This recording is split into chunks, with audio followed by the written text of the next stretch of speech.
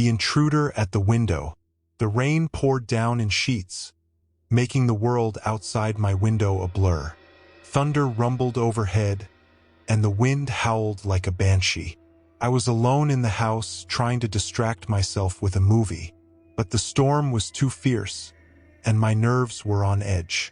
As the movie played, I thought I heard a tapping sound. I muted the TV and listened, straining to hear over the storm. There it was again, a soft, rhythmic tapping coming from the direction of the kitchen. I tried to convince myself it was just a branch hitting the window, but the sound was too deliberate, too insistent. Grabbing my phone, I made my way to the kitchen, my heart pounding in my chest. The tapping grew louder, more urgent. I reached the kitchen and saw the window, partially obscured by the curtains. The tapping was coming from just outside. With a trembling hand, I pulled back the curtain and nearly screamed. A face was pressed against the glass, eyes wide and wild.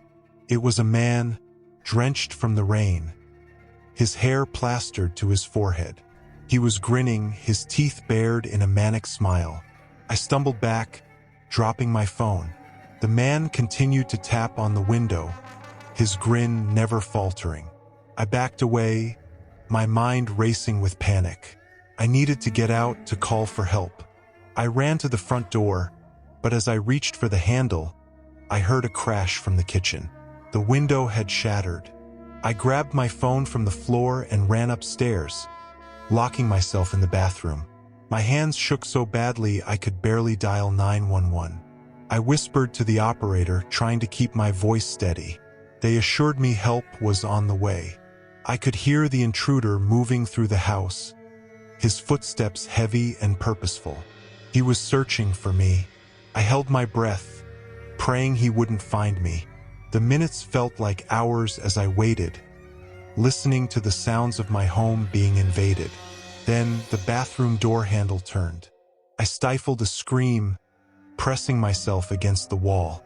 The door was locked, but I knew it wouldn't hold for long. The intruder pounded on the door, shouting incoherently. I could hear the wood splintering under the force of his blows. Just as I thought the door would give way, I heard sirens in the distance. The pounding stopped, and there was a moment of silence. Then, footsteps running down the stairs. The police arrived moments later, bursting into the house and pulling me to safety. They never caught the man who broke in that night.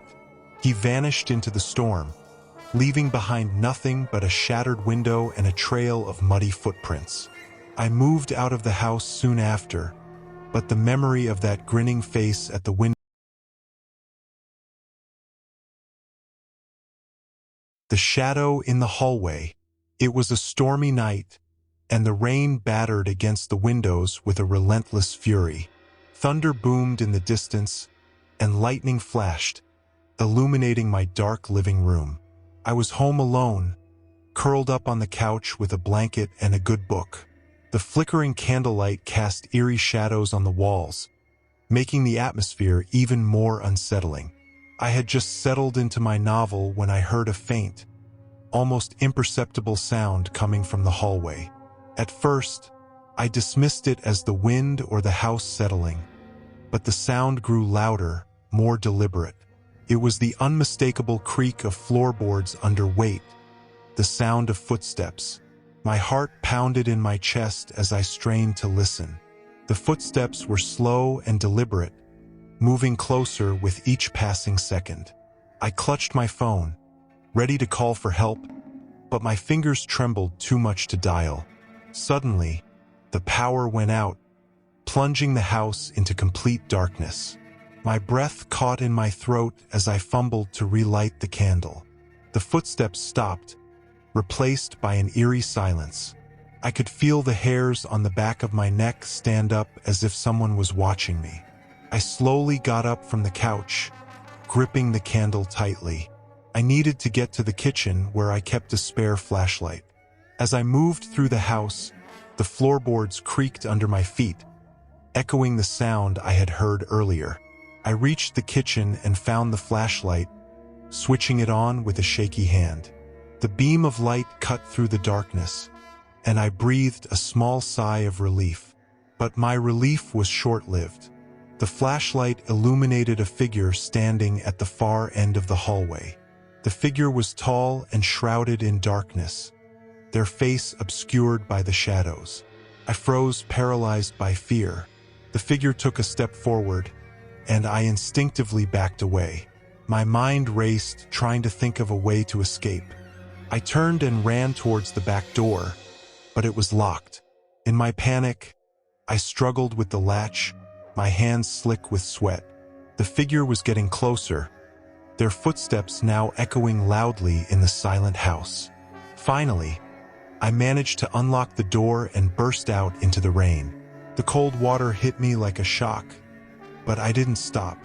I ran through the yard and into the street, not daring to look back. I could hear the footsteps behind me, relentless and unyielding. I reached a neighbor's house and pounded on the door, my breath coming in ragged gasps. They opened the door, and I collapsed inside, sobbing with relief. The police were called, and they searched my house, but there was no sign of the intruder. I never found out who or what had been in my house that night, but the memory of those slow, deliberate footsteps and the figure in the hallway haunted me for years. I moved away, but I could never shake the feeling that, one rainy night, they might come back.